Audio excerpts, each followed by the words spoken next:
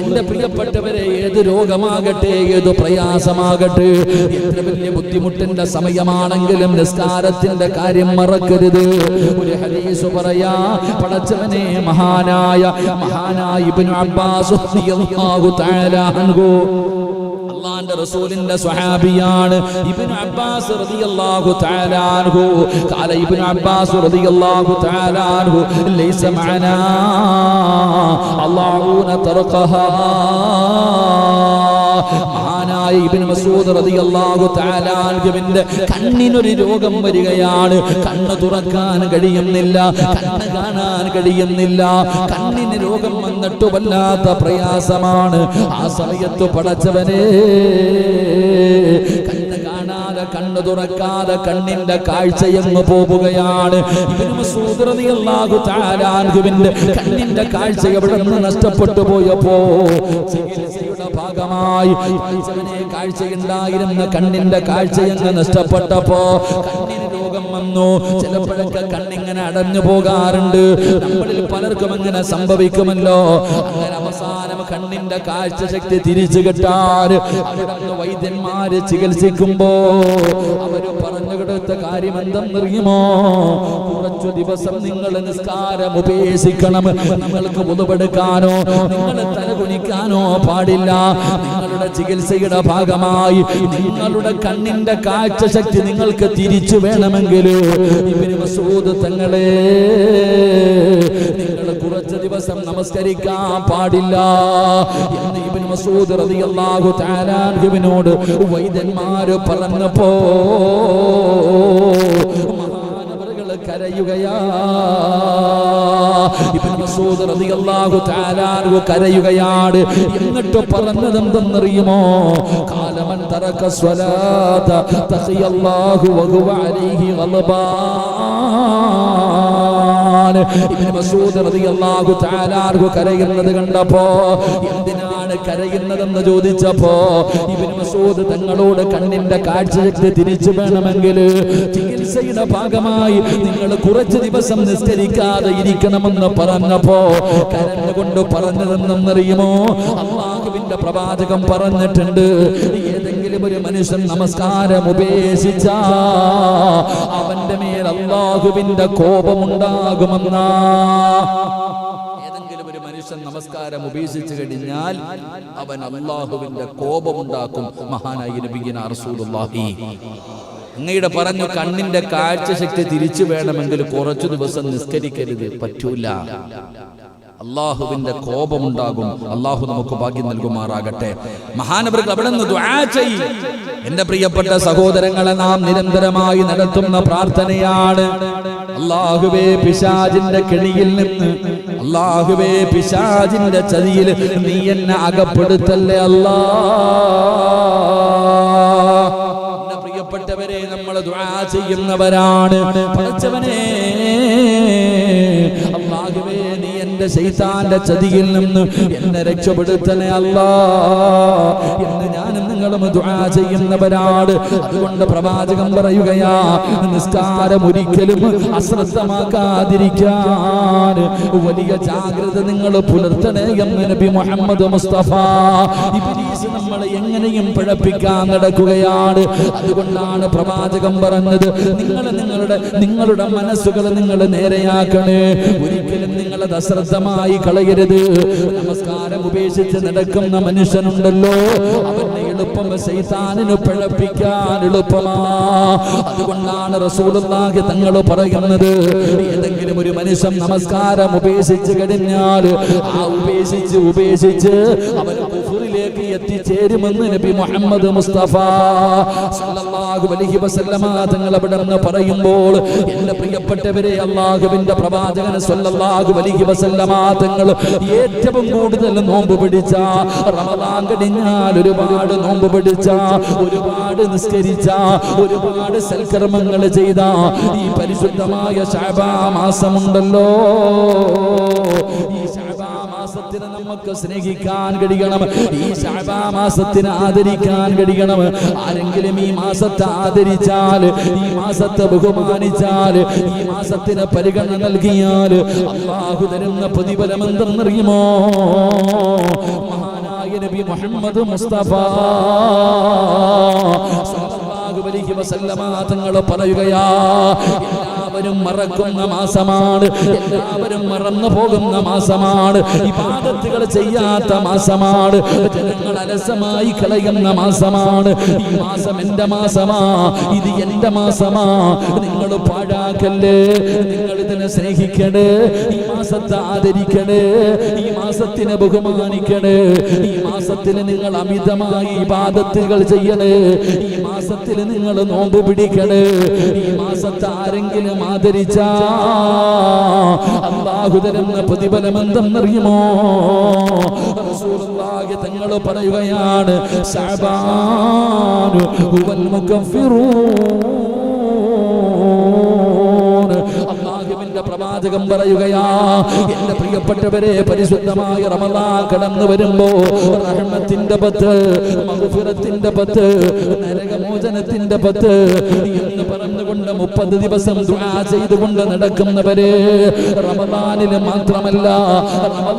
മാത്രമല്ല ഈ ശഅബാൻ മാസത്തിന്റെ മഹത്വം നിനക്കറിയുമോ? ഈ ശഅബാൻ മാസത്തിന്റെ പ്രത്യേകത നിനക്കറിയുമോ? അല്ലാഹുവിന്റെ റസൂൽ പറയുകയാ, ഇത് പാപം പൊറുക്കുന്ന മാസമാ. ജീവിതത്തിൽ ചെയ്തു കൂട്ടിയ പാപങ്ങളുണ്ടല്ലോ, ആ പാപങ്ങൾ മുഴുവനും പൊറുക്കുന്ന ഒരു മാസമാണ് ശഅബാൻ. ജീവിതത്തിൽ ചെയ്തു പോയ തെറ്റുകൾ അല്ലാഹു പുറത്തു തരുന്ന ഒരു മാസമാണ് ശഅബാൻ മാസം. നിങ്ങൾ അല്ലാഹുവിനോട് തൗബ ചെയ്യ്. റമളാൻ വരുന്നതിന് മുമ്പേ നിന്റെ മനസ്സും നിന്റെ ശരീരവും നിന്റെ ഹൃദയവും എല്ലാം നീ ശുദ്ധീകരിക്കണേ എന്ന് നബി മുഹമ്മദ് മുസ്തഫ തങ്ങൾ പറയുമ്പോ, എന്റെ പ്രിയപ്പെട്ടവരെ, ജീവിതത്തിൽ ഒരുപാട് പാപം ചെയ്തവരാണ് ഞാനും നിങ്ങളും. എത്രയോ പാപങ്ങൾ ചെയ്തു, പാപങ്ങളുടെ കണക്ക് നമുക്കറിയില്ലല്ലോ. ഇന്നത്തെ ഒരു ദിവസം ചെയ്ത പാപത്തിന്റെ കണക്കെടുക്കാൻ പറഞ്ഞ, രാവിലെ ഉറക്കത്തിൽ നിന്ന് എഴുന്നേറ്റത് മുതൽ ഈ സമയം വരെ എത്ര പാപം ചെയ്തു. കണ്ടുകൊണ്ട് കണ്ടത് പാപമാണ്, ചെവി കൊണ്ട് കേട്ടത് പാപമാണ്, നാവ് കൊണ്ട് പറഞ്ഞത് പാപമാണ്, കൈ കൊണ്ട് പിടിച്ചത് പാപമാണ്, കാലുകൊണ്ട് നടന്നത് പാപത്തിലേക്കാണ്, ഹൃദയം കൊണ്ട് ചിന്തിച്ചത് പാപമാണ്. ഒരു ദിവസത്തെ കണക്കെടുക്കാനേ എനിക്ക് കഴിയുന്നില്ല. പിന്നെ എങ്ങനാ ഉപ്പാ, എന്റെ ചെറുപ്പക്കാരാ? അതുകൊണ്ട് ജീവിതത്തിൽ ചെയ്ത പാപങ്ങൾ കഴുകിക്കളയാറുള്ള മാസമാ. എത്ര പാപം ചെയ്താലും നിന്റെ അല്ല പുറത്തു തരുമല്ലോ. നമ്മുടെ റബ്ബ് കരുണയുള്ളവനാ, അവൻ ഗഫൂറാ, അവൻ റഹീമാ. എത്രയോ പേർക്ക് പുറത്തു കൊടുത്തവനാണ്. 100 കൊല ചെയ്തവന് പുറത്തു കൊടുത്തില്ലേ? എന്നിട്ട് അല്ലാഹു അവന് സ്വർഗം കൊടുത്തില്ലേ? 100 കൊല ചെയ്തവന് അവൻ അല്ലാഹുവിന്റെ മുന്നിൽ തൗബ ചെയ്തപ്പോ പോലെ റബ്ബിന്റെ മുന്നിലേറ്റു പറഞ്ഞപ്പോ അല്ലാഹുവിന് സ്വർഗം കൊടുത്ത ചരിത്രം നിനക്കറിയുമല്ലോ. എന്റെ പ്രിയപ്പെട്ടവരെ, സ്വന്തം പെമ്മക്കളെ ജീവനോടെ കുഴിച്ചു മൂടിയവരുണ്ടല്ലോ.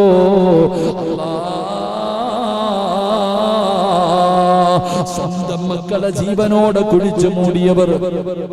മഹാനായ സയ്യിദുനാ ഉമർ ഇബ്നുൽ ഖത്താബ് റളിയല്ലാഹു തആല അൻഹു ചെറിയ പെൺമക്കളെ കണ്ടാ കരയുമായിരുന്നു. ചെറിയ പെൺകുട്ടികളെ കാണുമ്പോൾ ഉമർ തങ്ങൾ വല്ലാതെ കരയുമായിരുന്നു. കാരണം പടച്ചവനെ, ജാഹിലിയ കാലഘട്ടത്തിൽ എത്രയോ പെൺകുഞ്ഞുങ്ങളെ ജീവനോടെ കുഴിച്ചു മൂടിയിട്ടുണ്ട്. എത്രയോ പെൺകുഞ്ഞുങ്ങളെ ജീവനോടെ കുഴിച്ചു മൂടിയിട്ടുണ്ട്. അത് കാരണം കരയുമായിരുന്നു എന്ന് ചരിത്രം പറയുമ്പോ എത്രയോ കൊടുംപാവികൾക്ക് അല്ലാഹു പുറത്തു കൊടുത്തിട്ടുണ്ടല്ലോ.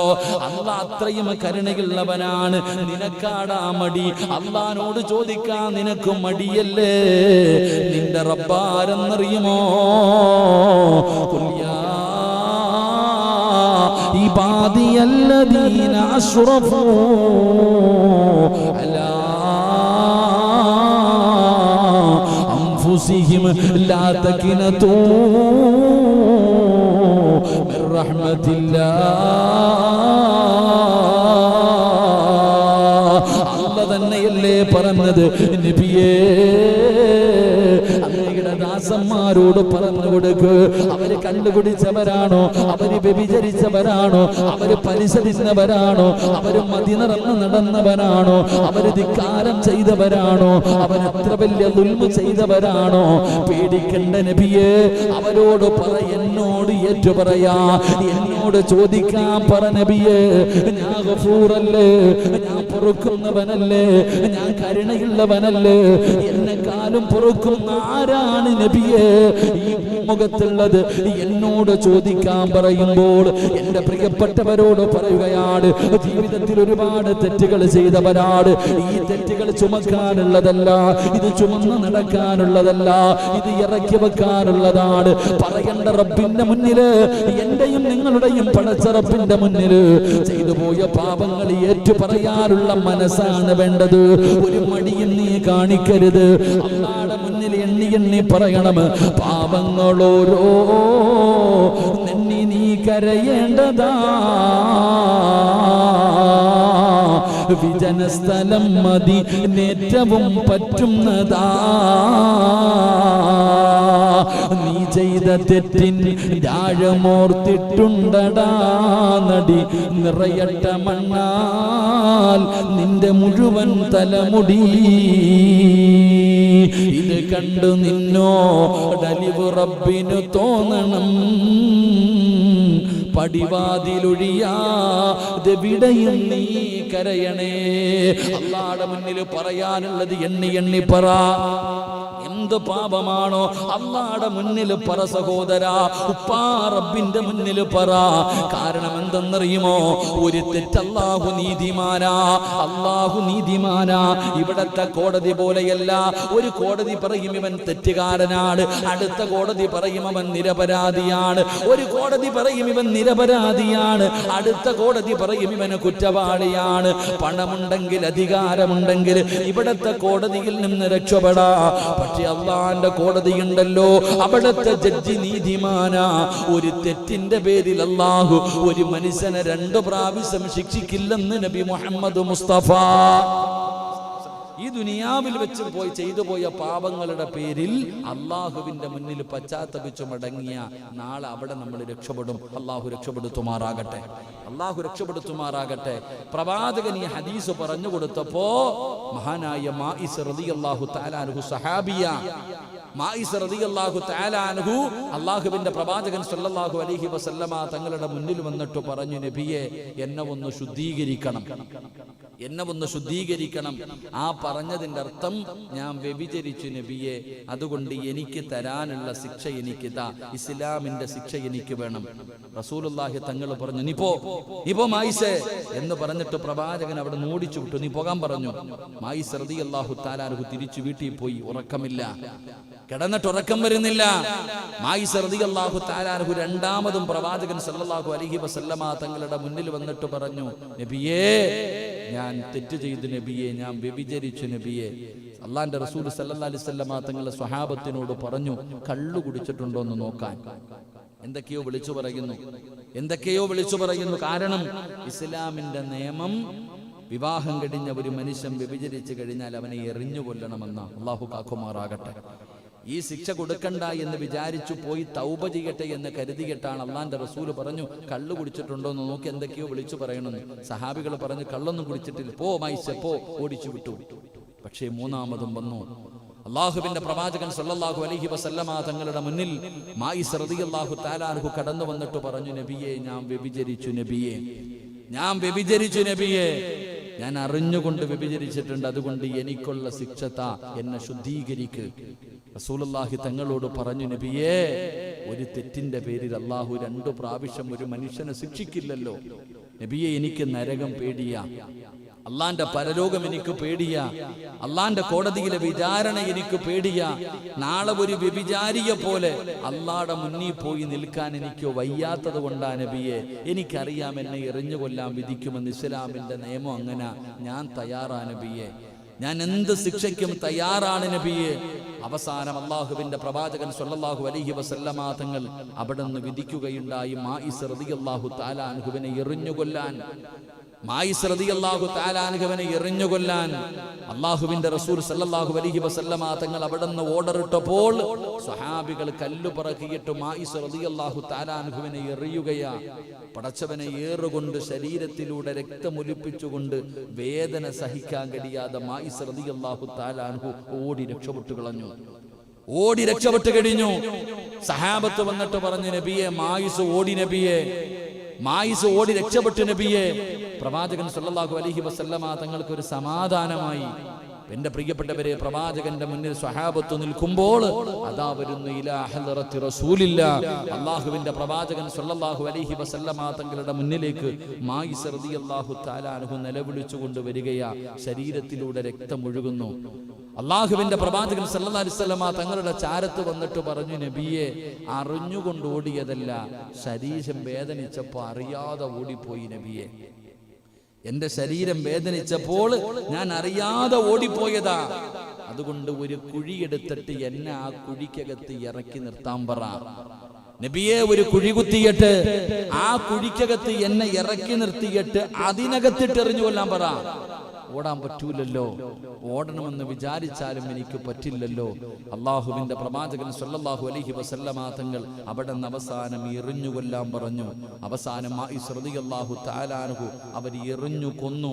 എന്റെ പ്രിയപ്പെട്ടവരെ, പിന്നീട് ചരിത്രം പറയുന്നു, മായിസ് റളിയല്ലാഹു തആല അൻഹുവിന്റെ ഖബറിന്റെ ചാരത്തുകൂടെ റസൂലുള്ളാഹി തങ്ങളും സ്വഹാബത്തും നടന്നു പോയപ്പോ ഒരു സ്വഹാബി മറ്റൊരു സ്വഹാബിയോട് പറഞ്ഞു, ഇത് മായിസിന്റെ ഖബറ, വ്യഭിചരിച്ചിട്ട് എറിഞ്ഞു മായിസിന്റെ ഖബറ എന്നൊരു സ്വഹാബി മറ്റൊരു സ്വഹാബിയോട് അവിടുന്ന് പറഞ്ഞപ്പോ അല്ലാഹുവിന്റെ റസൂൽ സല്ലല്ലാഹു അലൈഹി വസല്ലമ തങ്ങൾ പറഞ്ഞു, നിങ്ങൾക്കറിയാത്തത് നിങ്ങൾ പറയില്ലേ, മായിസ് സ്വർഗത്തിൽ കിടന്ന് ഉല്ലസിക്കുന്നത് ഞാൻ കാണുന്നു സ്വഹാബ എന്ന ആദരവായ പ്രവാചകൻ നബി മുഹമ്മദ് മുസ്തഫ.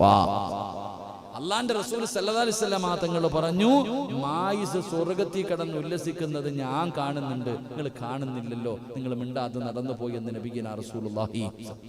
അപ്പോഴും പ്രവാചകൻ ചോദിച്ചില്ല മായിസ് തങ്ങളോട് കൂടെയുണ്ടായിരുന്ന പെണ്ണാരാണെന്ന് ചോദിച്ചില്ല. റസൂലുള്ളാഹി തങ്ങളെ വ്യഭിചരിച്ചെന്ന് പറഞ്ഞപ്പോ ഒന്നാം പ്രതി രണ്ടാം പ്രതി ആരാണെന്ന് ചോദിച്ചില്ല. ഇന്ന് പിന്നെ ഒന്നാം പ്രതിക്കും കേസില്ല, രണ്ടാം പ്രതിക്കും കേസില്ല. അള്ളാഹ് കാക്കുമാറാകട്ടെ. അല്ലേ നമ്മുടെ രാജ്യം എന്തല്ല രാജ്യം. കല്യാണം കഴിഞ്ഞ ഒരു പെണ്ണ് സ്വമനസ്സോടുകൂടി ഒരുത്തനുമായി ശാരീരികമായി ബന്ധപ്പെട്ട് കഴിഞ്ഞാൽ കേസില്ല. എന്താ പറ, കേസില്ല, നല്ല നിയമം. ഇനിയിപ്പോ എന്തൊക്കെ കാണാൻ പോകുന്നു. അള്ളാഹു ഈമാൻ തരുമാറാകട്ടെ. നമ്മളപ്പോ കുടുങ്ങിയിരിക്കണേ. കാരണം ഇസ്ലാമിന്റെ നിയമം എങ്ങനെ. നബി സല്ലല്ലാഹു അലൈഹി വസല്ലമ തങ്ങളുടെ മുന്നിൽ ഒരു സഹാബി ചെന്നിട്ട് പറഞ്ഞു, നബിയെ എൻ്റെ ഭാര്യ മറ്റൊരുത്തനുമായി ശാരീരികമായി ബന്ധപ്പെടുന്നത് ഞാൻ കണ്ടു. റസൂലുള്ളാഹി തങ്ങൾ പറഞ്ഞു, 2 സാക്ഷികളെ കൊണ്ടുവാ, ഇല്ലെങ്കിൽ നീ ഹദ്ദടി വാങ്ങും. 2 സാക്ഷികളെ കൊണ്ടുവരാൻ. അള്ളാഹു നമ്മളെ കാത്തുരക്ഷിക്കുമാറാകട്ടെ. നമ്മുടെ ശ്രദ്ധയില്ലാത്ത കാര്യങ്ങൾ പലരും പലരെക്കുറിച്ച് പലതും പറയുന്നവരാ. അള്ളാഹു കാക്കുമാറാകട്ടെ. എൻ്റെ പ്രിയപ്പെട്ട സഹോദരങ്ങളെ, ഞാൻ പറഞ്ഞു വന്നത്, അപ്പൊ മായിസ് റളിയല്ലാഹു തആല അൻഹുവിന്റെ കൂടെ ഉണ്ടായിരുന്ന രണ്ടാം പ്രതി ആരാണെന്ന് ആർക്കും അറിയില്ല. കുറെ കഴിഞ്ഞു മായിസ് റളിയല്ലാഹു തആല അൻഹുവിന്റെ ചരിത്രം ഈ പെണ്ണിന്റെ ചെവിയിലെത്തി. രണ്ടാം പ്രതിയായിരുന്ന കൂടെ വ്യഭിചരിച്ച പെണ്ണിന്റെ ചെവിയിലുമെത്തി. ആ പെണ്ണ് വരുന്നു, ഇലാ ഹളറത്തി റസൂലില്ലാ സല്ലല്ലാഹു അലൈഹി വസല്ലം, അല്ലാഹുവിന്റെ പ്രവാചകന്റെ മുന്നിൽ വന്നിട്ട് പറഞ്ഞു, നബിയെ രണ്ടാമത്തെ പ്രതി ഞാനാ, എന്നെയും ശുദ്ധീകരിക്കണം നബിയെ. എൻ്റെ വയറ്റിൽ കിടക്കുന്ന കുഞ്ഞ് മായിസിന്റെ നബിയെ, എൻ്റെ വയറ്റിൽ കിടക്കുന്ന കുഞ്ഞ് മായിസിന്റെതാ. റസൂലുള്ളാഹി സ്വല്ലല്ലാഹു അലൈഹി വസല്ലം തങ്ങൾ പറഞ്ഞു, ഗർഭിണിയായ നിനക്കെതിരെ ശിക്ഷയില്ല, നീ പോയിട്ട് ഈ കുഞ്ഞിനെ പ്രസവിച്ചിട്ട് വാ. ആ പെണ്ണ് വീട്ടിൽ പോയി പ്രസവിച്ചു. 9 മാസക്കാലം കഴിഞ്ഞു പ്രസവം കഴിഞ്ഞിട്ട് ഈ കുഞ്ഞുമായിട്ട് നബി സല്ലല്ലാഹു അലൈഹി വസല്ലം തങ്ങളുടെ മുന്നിൽ വന്നു. നിങ്ങൾ മനസ്സിലാക്കണം, 9 മാസക്കാലം കഴിഞ്ഞ് പ്രസവിച്ച ഒരു കുഞ്ഞിന്റെ മുഖം കണ്ട ഏതുമ്മയുടെയും മനസ്സ് മാറും. ഏതൊരു ഉമ്മയുടെയും മനസ്സു മാറും. അതുകൊണ്ട് പ്രവാചകൻ പറഞ്ഞു, നീ പോയി പ്രസവിച്ചിട്ട് വാ. ഈ പെണ്ണ് പോയി പ്രസവിച്ചു, തിരിച്ചു വന്നു. നബി സല്ലല്ലാഹു അലൈഹി വസല്ലം തങ്ങളുടെ മുന്നിൽ ചോര കുഞ്ഞിനെ കൊണ്ട് വെച്ചിട്ട് പറഞ്ഞു, നബിയെ ഇനിതാ ശിക്ഷ, ഞാൻ പ്രസവിച്ചു. അള്ളാന്റെ റസൂൽ പറഞ്ഞു, പറ്റൂല, ഈ കുഞ്ഞിന് നീ പാല് കൊടുക്കണം. ഈ കുഞ്ഞിന് പാല് കൊടുക്കണം, ഈ കുഞ്ഞു ഭക്ഷണം കഴിക്കുന്ന സമയം വരെ നീ പാല് കൊടുക്കണം, എന്നിട്ട് വാ. ഈ പെണ്ണ് പോയി തൻ്റെ പൊന്നുമോനെ താലോലിപ്പിച്ചു, അവനെ സ്നേഹിച്ചു, അവന് പാല് കൊടുത്തു. തൻ്റെ മകൻ ഭക്ഷണം കഴിക്കാറായപ്പോൾ ഈ കുഞ്ഞുമായിട്ട് മഹാനായി നബി മുഹമ്മദ് മുസ്തഫ സല്ലല്ലാഹു അലൈഹി വസല്ലം തങ്ങൾ അവിടെ വന്നു. നബിയെ, എൻ്റെ മോൻ ഭക്ഷണം കഴിക്കുന്നത് കണ്ടോ നബിയെ? കൊടുത്തു, കാണിച്ചു കൊടുത്തു. എന്നിട്ട് പറഞ്ഞു, നബിയെ, ഇനി എനിക്ക് ശിക്ഷതാ. അല്ലാഹുവിന്റെ റസൂൽ അവിടെ അത്ഭുതത്തോടു കൂടി ചോദിച്ചപ്പോ, എന്തേ നിന്റെ മനസ്സ് മാറാത്തത് എന്തേ? അവിടെ നിന്ന് പറഞ്ഞു, നബിയേ, ഈ ശിക്ഷ ഏറ്റുവാങ്ങാൻ എന്നെ കൊണ്ട് പറ്റും, അള്ളാഹുവിന്റെ അദാബ് താങ്ങാൻ എന്നെ കൊണ്ട് പറ്റൂല, നരക എന്നെ കൊണ്ട് പറ്റൂല, അള്ളാഹുടെ മുന്നിൽ ഒരു വ്യഭിചാരിയെ പോലെ പോയി നിൽക്കാൻ എന്നെ കൊണ്ട് പറ്റാത്തത് കൊണ്ടാണ് നബിയെ, സഹിക്കാൻ കഴിയില്ലല്ലോ. ആ പെണ്ണും അവിടെ നിന്ന് ശിക്ഷ ഏറ്റുവാങ്ങി എന്ന് ചരിത്രം പഠിപ്പിക്കുമ്പോ, ഈ പരിശുദ്ധമായ ശഅബാൻ ഇത് പാപം പൊറുക്കുന്ന മാസമാ, അള്ളാഹു തൗബ സ്വീകരിക്കുന്ന മാസമാണെന്ന് ആദരവായ പ്രവാചകൻ നബി മുഹമ്മദ് മുസ്തഫ സല്ലല്ലാഹു അലൈഹി വസല്ലം. അതുകൊണ്ട് അല്ലാഹുവിന്റെ മുന്നിൽ ജീവിതത്തിൽ ചെയ്തു പോയ പാപങ്ങൾ ഓരോന്നായിട്ട് അല്ലാഹുവിന്റെ മുന്നിൽ ഏറ്റുപറയാൻ കഴിയണം. പൊറുക്കന്റെ പാപം സയ്യിദി വെറുക്കാതെ, പൊറുക്കുന്നവനാരുണ്ട് നീയല്ലാതെ, ഇഹലോക ആർഭാടങ്ങളെന്നെ വലച്ചതാ, നഫ്സെന്നെ ഉന്തി തള്ളിവിട്ടു ചതിച്ചതാ, അല്ലാതെ ധിക്കരിച്ചല്ല റബ്ബേ നിന്നെ, അതുകൊണ്ട് ആട്ടരുതിലാകെ എന്നെ. അതുകൊണ്ട് ഈ സദസ്സിലിരിക്കുന്നവരോട് പറയുകയാണ്, ഒരു വർഷക്കാലം ചെയ്ത അമലുകൾ മുഴുവനും അല്ലാഹുവിന്റെ മുന്നിലേക്ക് കൊണ്ടുപോകുന്ന മാസമാ ഇത്. അല്ലാഹുവിന്റെ റസൂലിന്റെ മാസമാണ് ഇത്. പാപം പൊറുക്കുന്ന മാസമാണ് ഇത്. പാപം പൊറുക്കുന്ന മാസമാണ്. റബ്ബിനോട് തൗബ ചെയ്യേണ്ട മാസമാണ്. അല്ലാഹു പുറത്തു തരുന്ന മാസമാണ്. ജീവിതത്തിൽ ചെയ്തു പോയ പാപങ്ങൾ അല്ലാഹുവിന്റെ മുന്നിൽ ഏറ്റു പറഞ്ഞ അല്ലാഹുവിന്റെ മലക്കുകൾ പോലും നിനക്ക് വേണ്ടി ദുആ ചെയ്യുമെന്ന് അല്ലാഹുവിന്റെ വിശുദ്ധ ഖുർആൻ. അതുകൊണ്ട് പ്രിയപ്പെട്ടവര്, ഒരു തെറ്റിന്റെ പേരില് അല്ലാഹു 2 പ്രാവശ്യം ഒരു മനുഷ്യനെ ശിക്ഷിക്കൂല. അതുകൊണ്ട് ഇവിടെ വെച്ച് തീർക്ക്, ഇവിടെ വെച്ച് തൗബ ചെയ്ത് കഴുക്, ഇവിടെ നിന്ന് നീ ശുദ്ധീകരിക്ക്. റമദാൻ വരുന്നതിന് മുമ്പ് നിന്റെ മനസ്സും ശരീരവും എല്ലാം നീ ശുദ്ധീകരിക്ക്. റസൂലുള്ളാഹി പറയുകയാണ്, എന്റെ മാസം സാധാരണ മാസമല്ല. ഈ മാസത്തിൽ ഒരു മനുഷ്യൻ പാപം വന്നവർ, ഈ മാസത്തിൽ ഒരു മനുഷ്യൻ അല്ലാഹുവേ ജീവിതത്തിൽ ചെയ്ത തെറ്റുകൾ ഏറ്റുപറഞ്ഞ അവന്റെ തെറ്റുകൾ അല്ലാഹു പുറത്തു കൊടുക്കുമെന്ന് നബി മുഹമ്മദ് മുസ്തഫ സല്ലല്ലാഹു അലൈഹി വസല്ലമ തങ്ങൾ പറയുമ്പോ, രണ്ടാമത്തെ കാര്യം എന്തെന്നറിയുമോ? ശഅബാനു ജുന്നത്തും മിനന്നാർ. ഇത് പരിചയാ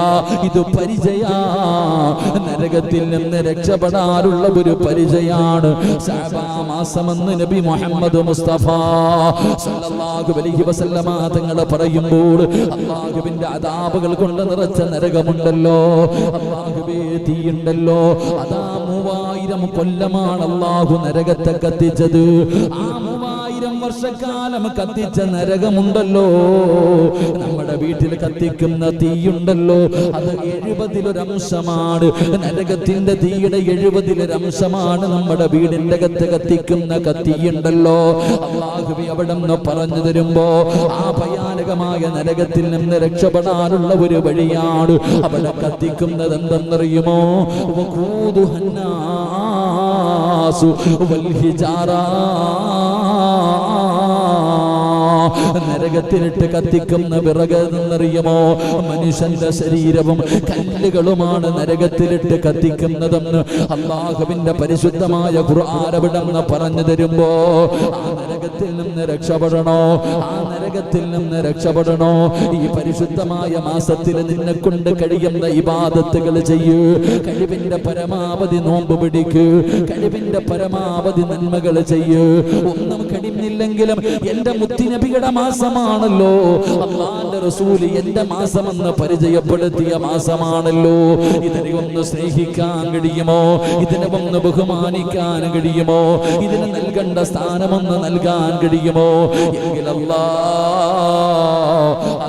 ശഅബാനു ജുന്നത്തും മിനന്നാർ, നരകത്തിൽ നിന്നുള്ള മോചനമാണ്, നരകത്തിൽ നിന്നുള്ള പരിചയമാണ് ശഅബാൻ എന്ന് നബി മുഹമ്മദ് മുസ്തഫ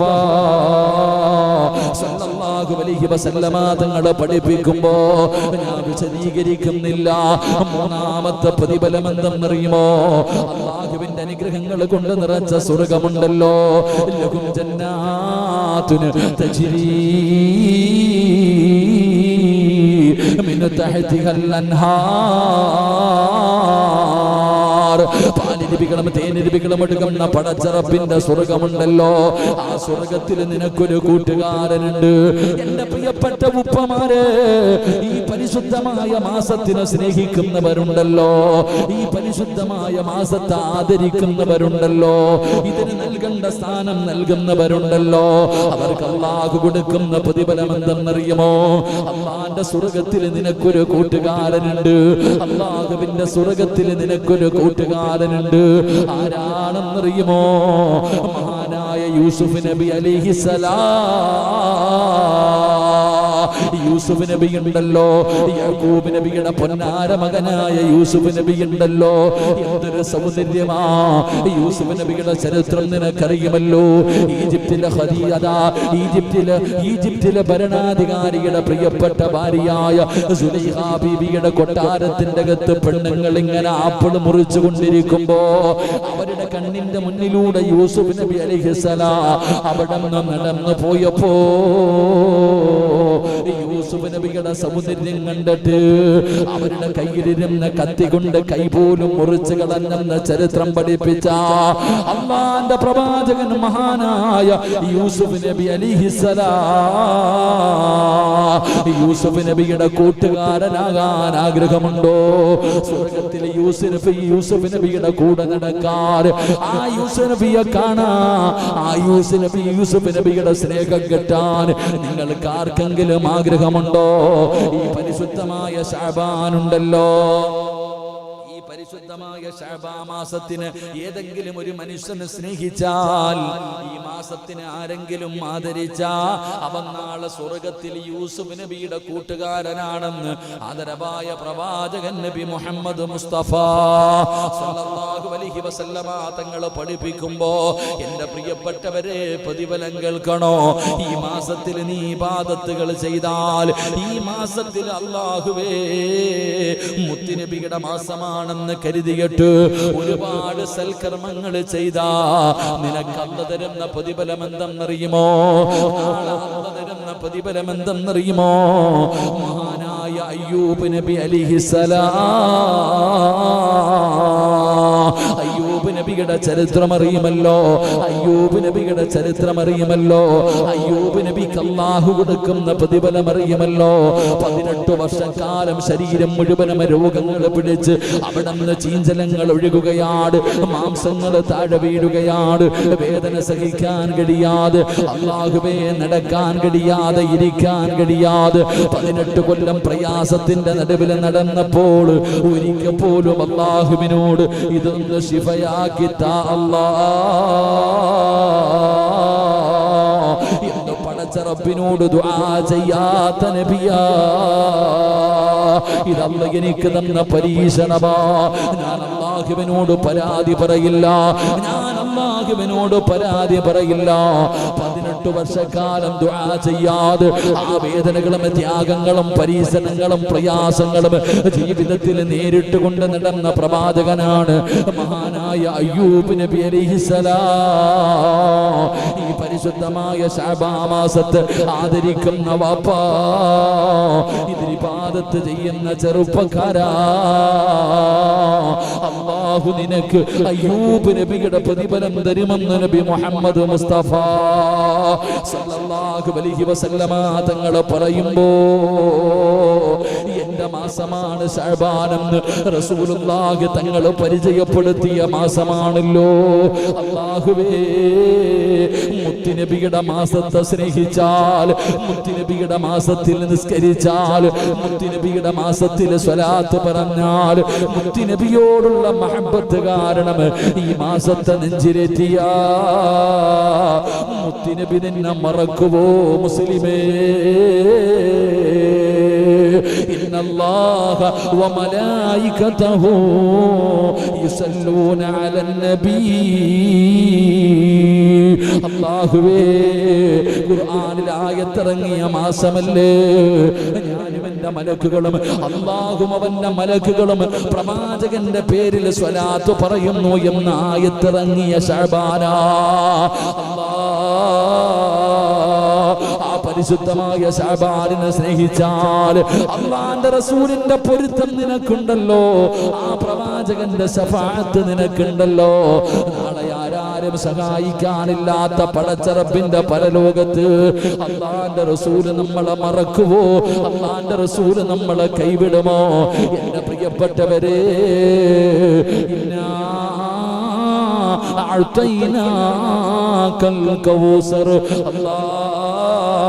ഹൗലുൽ കൗസർ എന്ന് പറയുന്ന ആ പാനീയത്തെ കുറിച്ച് നിനക്കറിയുമല്ലോ. കുടിച്ചാ പിന്നെ ജീവിതത്തിൽ ഒരിക്കലും ദാഹിക്കാത്ത ആ ഹൗലുൽ കൗസർ എന്ന് പറയുന്ന ആ പാനീയം കോരിത്തരുന്നതാരാ? മഹാനായ നബി മുഹമ്മദ് മുസ്തഫ